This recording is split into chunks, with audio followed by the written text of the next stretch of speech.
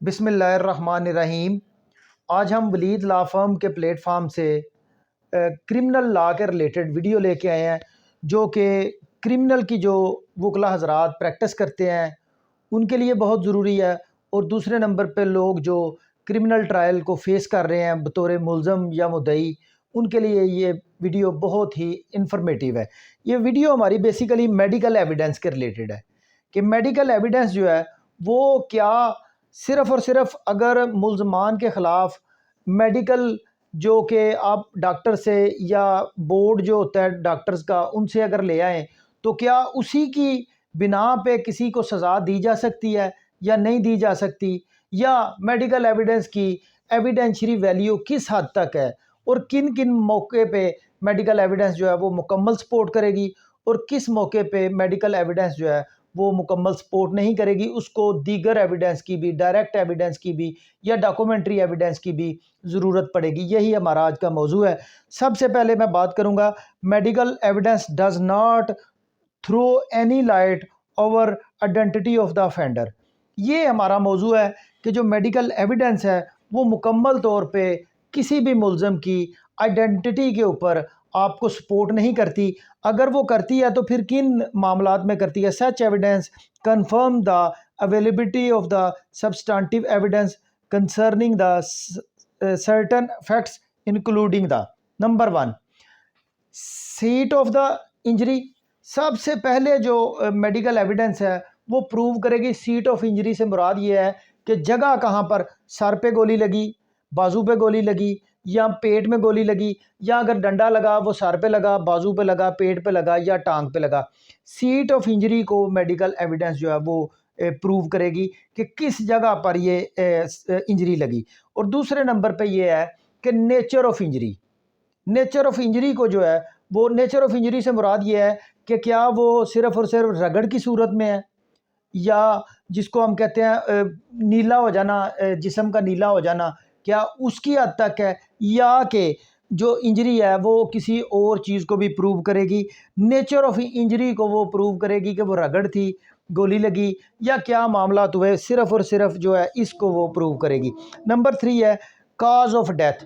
جو medical evidence ہے وہ کاز آف ڈیتھ کو جو ہے وہ پروو کرنے کے لیے سفیشینٹ ہے کہ کاز آف ڈیتھ کیا بنی۔ مثال کے طور پہ اگر ایک شخص کو سر پہ ڈنڈا لگتا ہے تو اور دوسرا ڈنڈا جو اس کے بازو پہ لگتا ہے، تو میڈیکل جو ہے ایویڈنس ہے وہ صرف اور صرف یہ بات پروو کرے گی کہ یہ ڈیتھ کیا بازو کے اوپر ڈنڈا لگنے سے ہوئی، یا کہ سر پہ ڈنڈا لگنے سے یا سر پہ فائر لگنے سے۔ کاز آف ڈیتھ کو وہ پروو کرے گی۔ اور نمبر 4 پہ جو آ جاتا ہے وہ kind of weapon used in occurrences, کہ کون سا جو ویپن ہے یا ہتھیار ہے وہ استعمال ہوا جرم کو کمپلیٹ کرنے میں۔ مثال کے طور پہ کہ وہ تلوار تھی، چھری تھی، چاقو تھا، ڈنڈا تھا، پسٹل تھا، یا کوئی G3 گن تھی، کس وجہ سے جو کائنڈ آف ویپن ہے اس کو وہ میڈیکل ایویڈنس ہے وہ ڈٹرمن کرے گی۔ اور پھر نمبر 5 پہ آ جائے گا duration between injuries and death.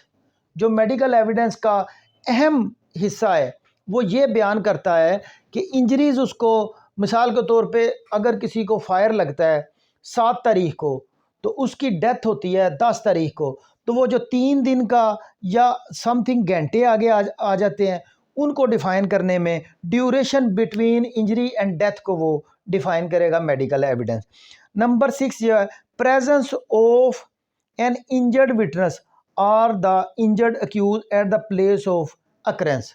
جو میڈیکل ایویڈنس ہے نمبر 5 پہ کرے گی پریزنس آف دا اکیوز اور پریزنس آف دا جو مدعی ہے یا گواہ ہے کہ وہ وہاں پر سپاٹ پہ جہاں پر اوفینس ہوا وہاں پر موجود تھا، اس چیز کو وہ ڈیفائن کرے گی۔ Medical evidence can not constituted corroborate for proving involvement of accused person in commission of the offense as it does not establish the identity of the accused۔ کہ وہ صرف اور صرف اکرنس کو تو ثابت کرے گی لیکن جو ملزمان ہیں ان کی شناخت کو یہ ثابت نہیں کر سکتی۔ یہ تو ثابت کرے گی کہ جرم ہوا ہے، لیکن جرم کس نے کیا ہے اور کس نے کیا ہے इस चीज़ को वो डिफ़ाइन नहीं करेगी। लिहाजा मेडिकल एविडेंस जो है वो बेल स्टेज पे तो मुद्दई को 100% फेवर करेगी। बेल का फ़ैसला करते हुए जज साहब जो हैं वो मेडिकल एविडेंस को बहुत अहमियत देंगे, लेकिन जब ट्रायल में बात आएगी तो फिर उसकी तवक्कुआत के ख़िलाफ़ भी हो सकता है और उसकी तवक्कुआत के बिल्कुल ऐन मुताबिक भी हो सकता है, क्योंकि ट्रायल में मेडिकल एविडेंस को इतनी अहमियत नहीं दी जाती किसी को सज़ा देने या किसी को बरी करने में, क्योंकि ट्रायल में दीगर एविडेंस, डायरेक्ट एविडेंस और डॉक्यूमेंट्री एविडेंस अगर उस मेडिकल एविडेंस को करॉबोरेट करेगी तो फिर आप जो है वो उसको मुकम्मल प्रूव करेंगे। और दूसरे नंबर पे और सबसे अहम बात कि जिस डॉक्टर ने या जिन डॉक्टरों ने वो मेडिकल किया, आप मुद्दई जो है उनको बतौर गवाह अदालत में लेके आएगा और मुल्ज़म के वकील को ये इजाज़त दी जाएगी कि वो उन डॉक्टर हजरात पे जिरा करके उसकी एविडेंस को शटर कर दे या उसकी एविडेंस को झूठा साबित कर दे। लिहाजा मेडिकल एविडेंस जो है वो सज़ा देने में मुकम्मल तौर पर कि सिर्फ़ और सिर्फ मेडिकल एविडेंस की बिना पर किसी को सज़ा या बरी नहीं किया जा सकता। यही हमारा आज का मौजू था। बहुत शुक्रिया।